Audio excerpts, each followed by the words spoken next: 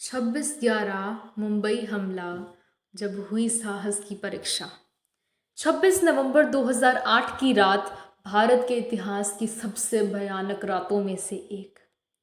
10 आतंकवादियों ने मुंबई के कई इलाकों पर हमला किया, जिनमें ताज होटल, नरीमन हाउस और छत्रपति शिवाजी टर्मिनस शामिल थे। पूरा शहर दहशत में था। स्थिति बहुत गंभीर थी, इसलिए सरकार ने राष्ट्रीय सुरक्षा गार्ड को बुलाया। मेजर संदीप उन्नीकृष्णन उस समय 51 स्पेशल एक्शन ग्रुप में टीम कमांडर थे। उन्हें आदेश मिला कि ताज होटल में फंसे लोगों को सुरक्षित निकालना है।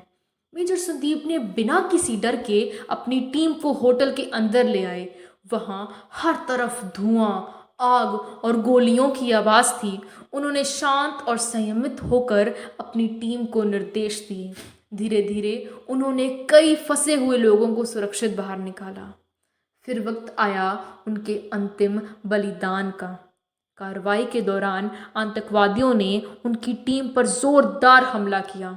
जब उनके एक साथी कमांडो को गोली लगी तो मेजर संदीप ने अपनी जान की परवाह न करते हुए उसे खींचकर सुरक्षित स्थान पर पहुंचाया।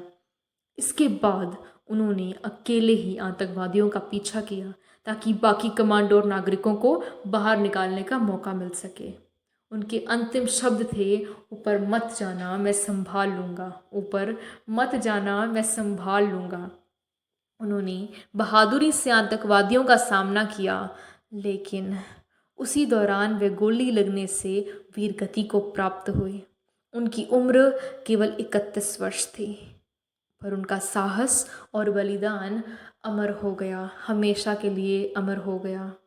वो बने इस देश का गौरव। मेजर संदीप उन्नीकृष्णन के बलिदान ने पूरे देश को रुला दिया, लेकिन हर भारतीय उनके साहस पर गर्व महसूस कर रहा था।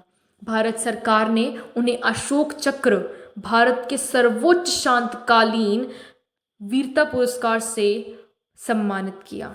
उनके सम्मान में बेंगलुरु में एक सड़क और प्रतिमा का नाम उनके नाम पर रखा गया।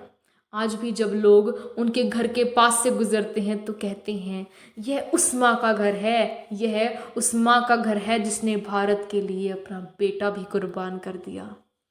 प्रेरणा का स्रोत कुछ इस प्रकार है। मेजर संदीप उन्नीकृष्णन का जन्म का जीवन हमें यह सिखाता है कि सच्चा देशभक्त वही है जो अपने स्वार्थ से ऊपर उठकर दूसरों की रक्षा करता है। उन्होंने ये दिखा दिया कि वीरता केवल युद्ध भूमि में नहीं होती, बल्कि हर उस कार्य में होती है जहां हम दूसरों के लिए निस्वार्थ भाव से आगे आते हैं।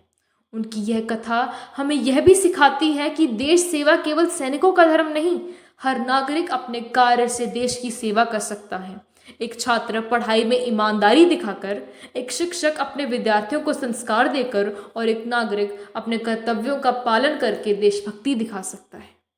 मेजर संदीप उन्नीकृष्णन ने अपने जीवन से हमें यह सिखाया है कि देश सबसे पहले है, सबसे पहले देश है। उनका जीवन एक संदेश है। जो सच्चे दिल से देश की सेवा करना चाहता है उसके लिए कोई बलिदान बड़ा नहीं होता। जो सच्चे दिल से देश की सेवा करना चाहता है उसके लिए कोई बलिदान बड़ा नहीं होता। उनकी अमर गाथा सदैव हमारे दिलों में जीवित रहेगी और आने वाली पीढ़ियों को प्रेरित करती रहेंगी। अगर दिल में देश के लिए प्यार है तो हर इंसान वीर बन सकता है।